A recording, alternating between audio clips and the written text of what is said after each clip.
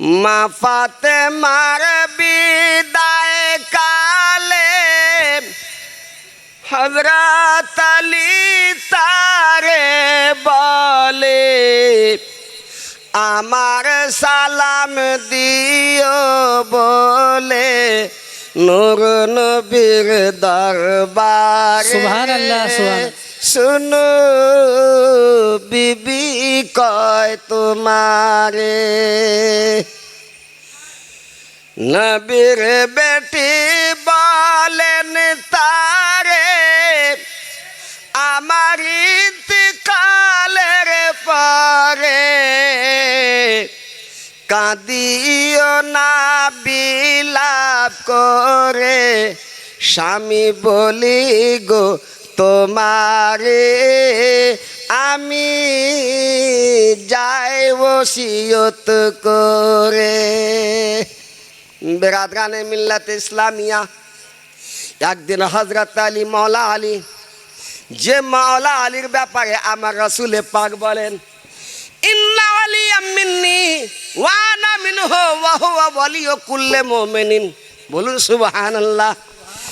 বলেন আলী আমার থেকে, আমি আলী থেকে, এবং আলী সমস্ত মুমিনদের ওলি। আলী সমস্ত মুমিনদের ওলি। বুঝা গেল, যারা মুমিন হবে তাদের ওলি হবে, আর যারা মুমিন হবে না তাদের ওলি হবে না। যারা মুমিন হবে না তাদের ওলি হবে না। এটা তিরমিজি শরীফ পৃষ্ঠা নাম্বার 212 হাদিস বললাম, যে আমার রাসূলে পাক বলে দিলেন যে আলী সমস্ত মুমিনদের ওলি। তো যারা ওলি মানে তারা মুমিন, আর যারা ওলি মানে না তারা মুমিন হবে না। তো বেরাদার, কেন হবে না? ওলির কথা কোরআনে আছে, ওলির কথা আপনার হাদিসে আছে, ওলির কথা ফিকাতে আছে, সব জায়গাতে ওলি মানা আছে। এবার কোরআন মানবে না, হাদিস মানবে না, ফিকা মানবে না, তো মুসলমান আবার কিসে? বেরাদরান ইসলাম, ওই আলী মুশকিল কো শাহেদের কারার।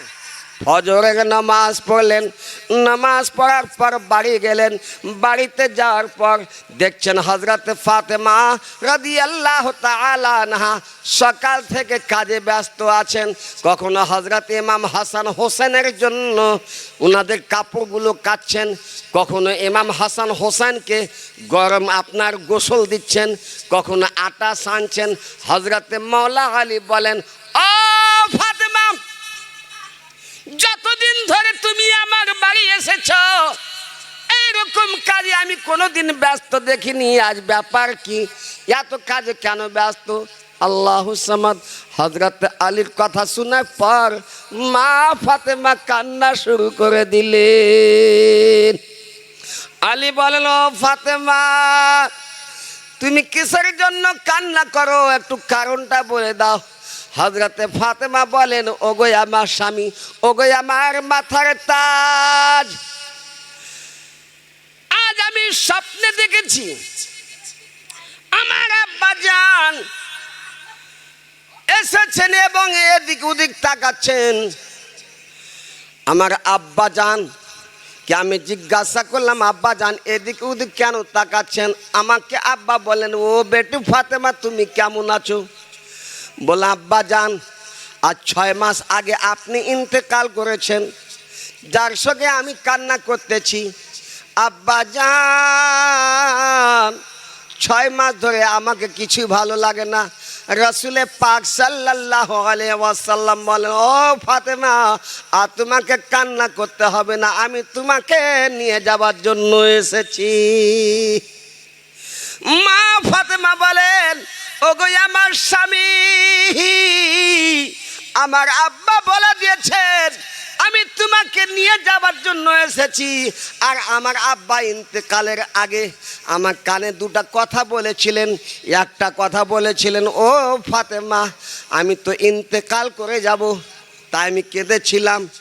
দ্বিতীয়বার আবার আব্বার মুখে কান লাগালাম, বললেন, ও আমার বেটি ফাতেমা, সর্বপ্রথম আমার আহলে বাইতের মধ্যে তুমি আমাকে সাক্ষাৎ করবে।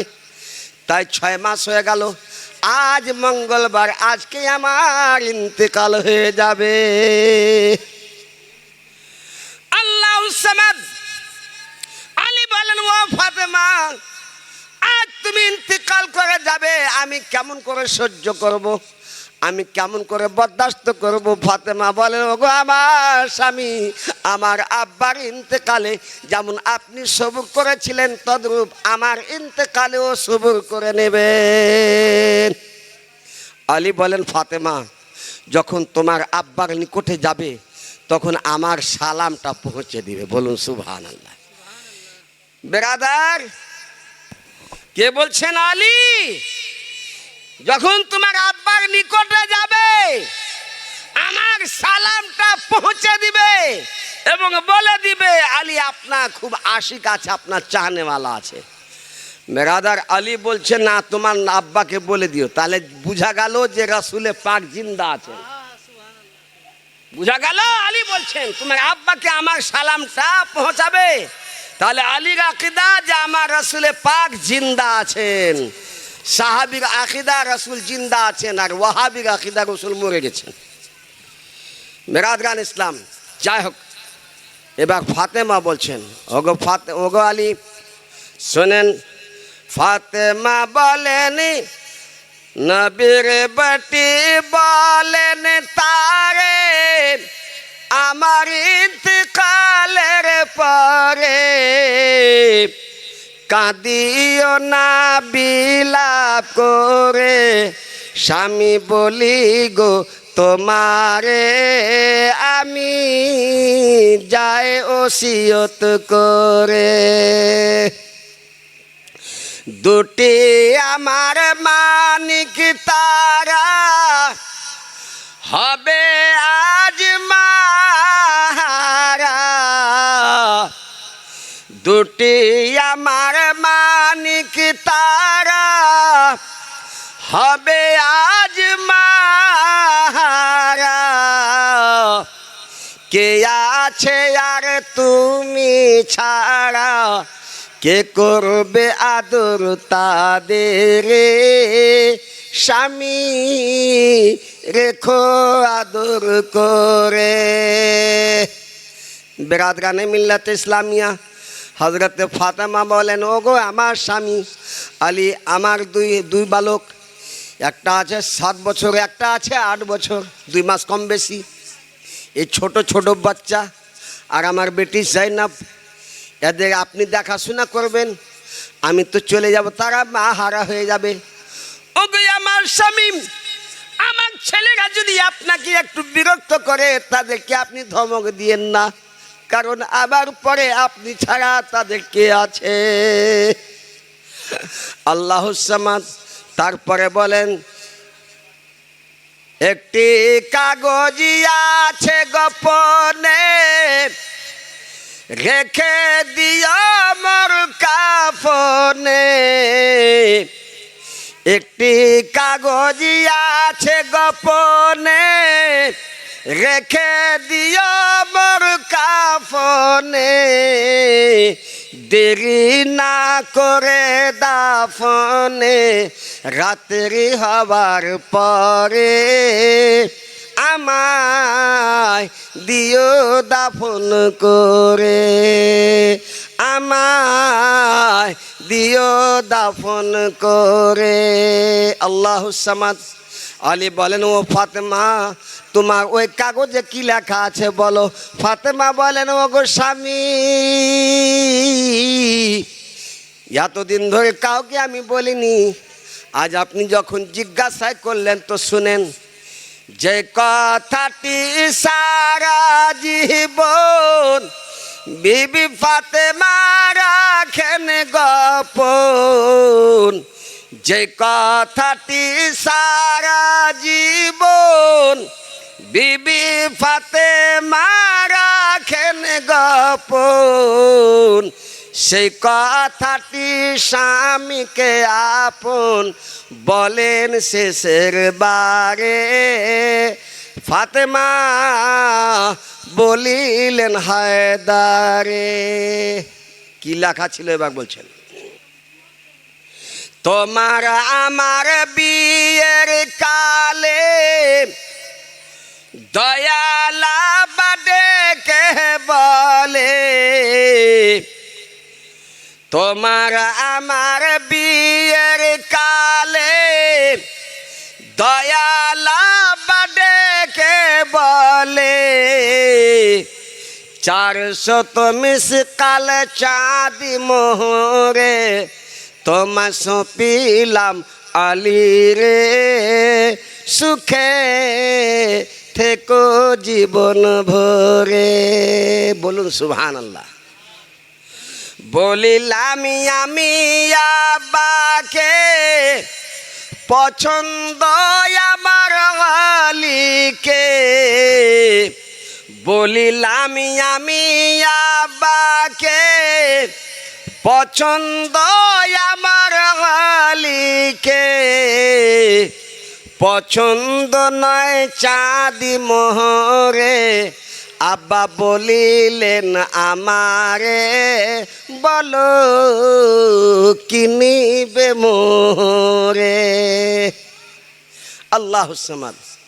হযরত ফাতেমা বললেন এই দেন মোহর আমার পছন্দ হলো না আব্বা। আল্লাহ তাবারক ওয়া তাআলা হযরতে জিবরিলকে বলেন, ও জিবরিল যাও, আজ আমার হাবিবের বেটি, আমার দোস্ত, আমার বন্ধুর বেটি দেন মোহর ধার্য হচ্ছে। ফাতেমা দেন মোহরে রাজি হয়নি, তাই আমি আল্লাহ বলে দিচ্ছি এই জান্নাত এবং জান্নাতে যত আছে সব আমি দেন মোহর ধার্য করে দিলাম। বলুন সুবহানাল্লাহ। হযরতে জিবরিল নবীর নিকটে এলেন, ইয়া রাসূলুল্লাহ, আল্লাহ আপনার বেটি ফাতেমার দেন মোহর ধার্য করেছেন, জান্নাত এবং জান্নাতে যত আছে সব।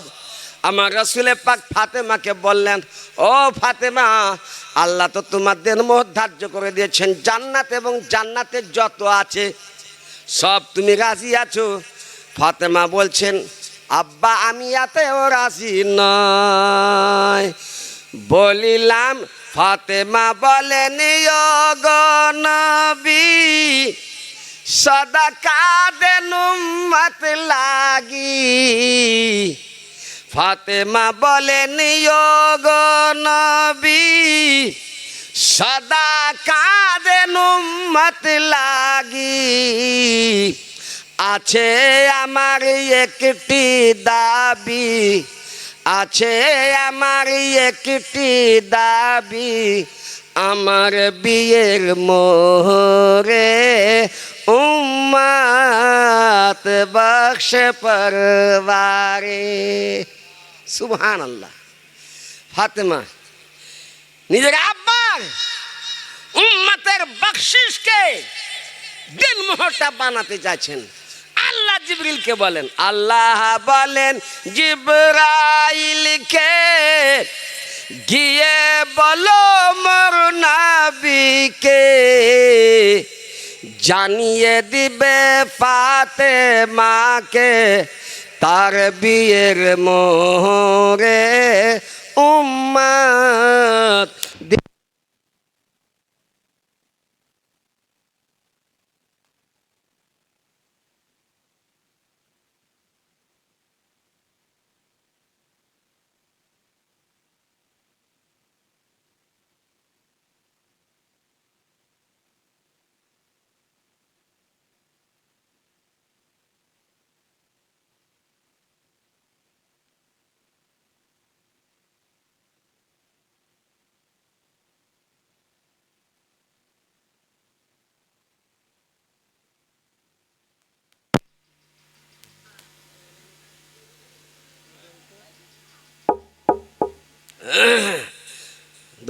আল্লাহুম্মা সাল্লি আলা সাইয়্যিদিনা মাওলানা মুহাম্মদ ওয়া আলা আলি সাইয়্যিদিনা মাওলানা মুহাম্মদ।